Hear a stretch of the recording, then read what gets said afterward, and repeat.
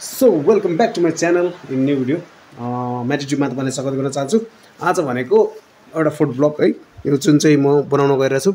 यो भनेको के हो भन्दाखेरि हिले माछा है। यसलाई पिस पिस गरेको छु, सुकाएको ड्राई आएको थियो होइन, यो ड्राई आएको थियो, त्यही भएर चाहिँ यो बनाएको छु। अनि यसलाई चाहिँ मैले सानो सानो पिस बनाएर फ्राई राम्ररी होस् भनेर पिस बनाएको। यो चाहिँ हुन्छ, यहाँ चाहिँ प्याज हल्का काटेको छु हल्का होइन। अब अझै एउटा प्याज चाहिँ थप्छु त्यहाँ। अनि यता चाहिँ लाइटको लागि यताबाट मैले राखेको छु। अनि यो चाहिँ सुकेको खुर्सानी छ, म यहाँ टक्क काट्छु। यति चारवटा चाहिँ खुर्सानी हाल्नेछु। अब यसलाई चाहिँ फेरि म काट्छु। प्याज यत्रो लिँदैछु यो है, पुग्दैन होला यो प्याजले, हल्का टेस्ट आउँदैन होला भनेर यो अर्को प्याज काट्न आँटेछ काट्दैछु। अब हेरौँ, यो अलि देखिएको छैन, एकछिन अब चाहिँ क्लियरली देखियो होला होइन।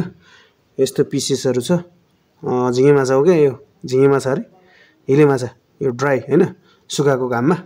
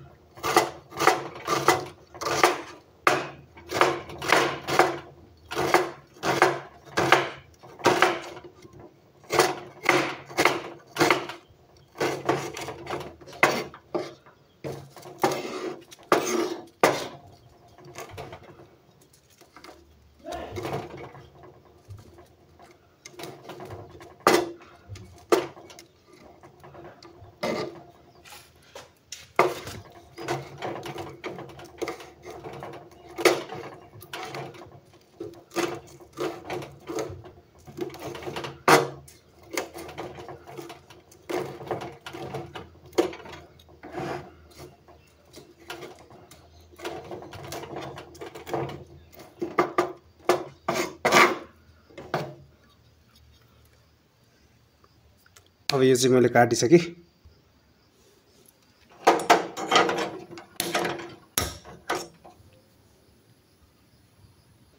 यति जिरा सुरुमा, पनि पानी सुकोस्। अनि यो चाहिँ फेरि यो पनि हालिदिन्छु, यो पनि म यहाँ हालिदिन्छु। सुरुमा यसको पानी सुकाउँछु हल्का होइन, प्याजमा भएको र यसमा हल्का पानीहरू जुन छ त्यसलाई चाहिँ ड्राई होस् भनेर सुकाउँछु।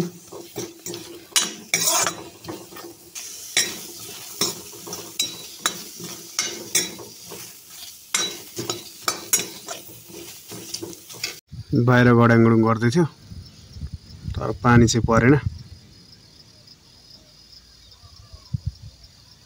अब हावा चलिरहेछ, बादल लागेर छ माथि, के हुन्छ। यति चाहिँ यो चाहिँ मस्टार्ड ओइल है, मस्टार्ड ओइल प्योर आफ्नै घरको।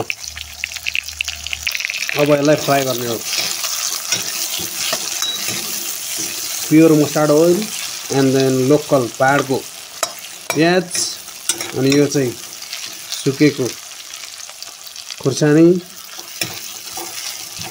लसुन यहाँ। सो गाइज अब चाहिँ यो हाल्ने बेला भइसक्यो, ओभर फ्राई भइसक्यो। अब यसलाई हाल्छु पहिले है, यो चाहिँ हालिसकेँ। यो चाहिँ हिले माछा, यसलाई यस्तो गर्छु। अब चाहिँ ओहो पड्क्यो यस्तो पड्काउने हो टक्क लाएर। मैले हल्का चाहिँ भिजाएको थिएँ है, यहाँ सुरुमा उ गर्दा काट्दाको भन्दा अगाडि भिजाएको थिएँ। लाइट देखिरहेको छ कि होइन, छैन होला है। यो चाहिँ यस्तो छ है खासमा, म 2x मा जुम गर्छु। खोइ जुमै हुँदैन त, यस्तो देखिन्छ क्या। मलाई फ्राई गर्ने हो नि त। अब यसरी टक्क है, चाहेको जति नुन यति, अनि त्यसपछि यहाँदेखि घरमा पिसेको मसला, अनि चाहेको जति बेसार, बढी हुन्छ होला यति, ल ठिकै हुन्छ होला। अनि यो लु त जा, अनि चलाउने हो यसरी।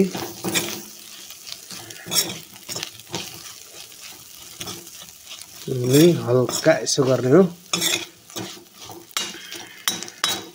कम गराएको छु यस्तो गर्ने हो हिट बढाउने हो यहाँ चाहिँ यसरी टक्क लाएर हिट बढ्यो बास्ना आउँछ अहिले अनि यसमा हल्का म पानी हाल्छु किन हाल्छु भन्दाखेरि यो यसको फ्लेभरहरु भित्रसम्म जाओस् भनेर का स्टाइल है ये हमारे का स्टाइल है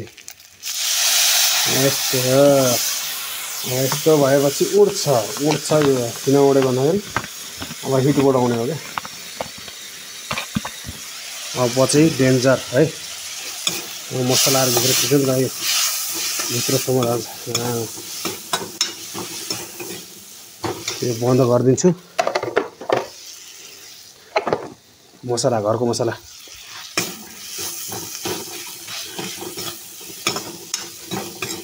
यो चलाउने क्या मसला उ त डढिसक्यो कि त्यो नडढोस् भनेर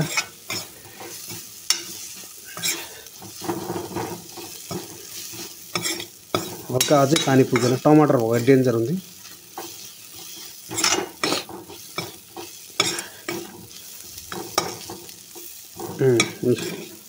यो यसो गर्दाखेरि यस्तो हुन्छ के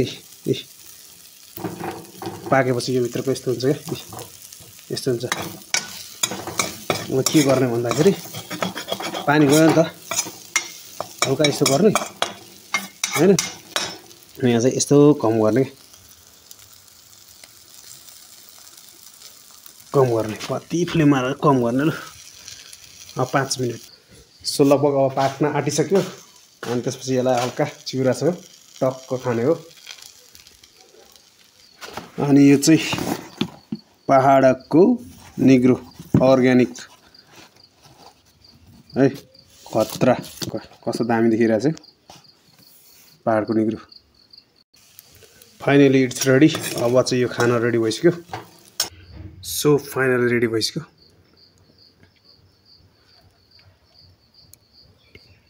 यो चाहिँ रेडी भइसक्यो हेर्न सक्नुहुन्छ पुरै है यस्तो छ and this is the final output है यहाँ चाहिँ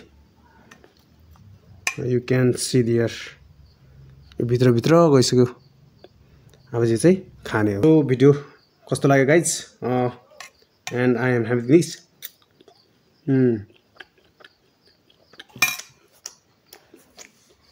मन परेमा लाइक शेयर एन्ड सब्स्क्राइब गरिदिनु होला एन्ड अर्को भिडियोमा भेट्नेछु यस्तै हो हैन भिडियो आइरहेछ and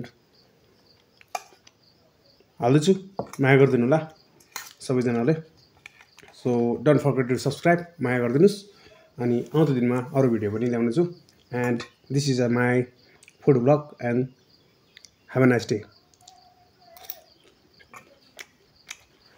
so welcome back to my channel guys सबैजना आरामै सन्चै हुनुहुन्छ होला म पनि आरामै सन्चै छु आज भनेको चाहिँ यो हिले माछा है हिले माछा यो चाहिँ हल्का फ्राई गर्न गरिरहेको छु अनि अहिलेको भनेको चाहिँ ठ्याक्कै 6 बजेको छ सो गाइज यो चाहिँ आज चाहिँ हिले माछाको यो सेकेको हल्का हल्का सुकेको छ यो चाहिँ पकाउन गइरहेको छु हैन यो चाहिँ हल्का फ्राई गरेर बनाउन गइरहेको छु लेट्स सी कस्तो हुन्छ हेरौँ